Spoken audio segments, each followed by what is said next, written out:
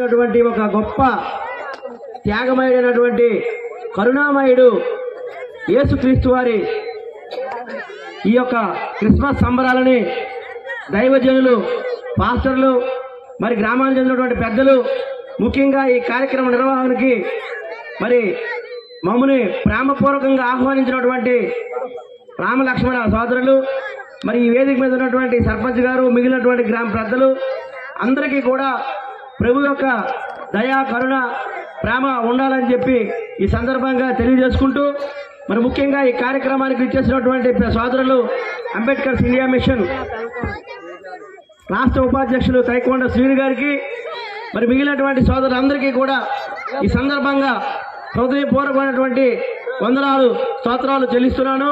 Article 25 ద్వారా మనకి కల్పించబట్టే ఈ రోజు మనం ఇంత స్వేచ్ఛగా, ఇంత ప్రేమపూర్వకంగా ఒకరినొకరు ఆప్యాయంగా పలకరించుకుంటూ, అభినందించుకుంటూ ఆ ప్రభువుని మనం కొలుచుకోగలుగుతున్నాం. మరి కాబట్టి మిత్రులారా, మనం ఏదైతే మనకు రాజ్యాంగం ఇచ్చినటువంటి స్ఫూర్తి ఉందో, సర్వజనాలకి కూడా సమానత్వాన్ని కల్పించింది భారత రాజ్యాంగం.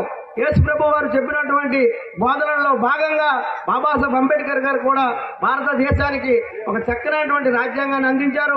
మనందరం కూడా ఈ సమాజంలో స్నేహభావంతో, సోదరభావంతో మెలగాలని చెప్పి తెలియజేసుకుంటూ, ఈ అవకాశాన్ని ఇచ్చినటువంటి ఈ గ్రామ పెద్దలందరికీ కూడా పేరు పేరున మరొక్కసారి ప్రేమపూర్వకమైనటువంటి నమస్కారాలు, వందనాలు తెలియజేసుకుంటూ విరమిస్తున్నాను. Happy Christmas, merry Christmas.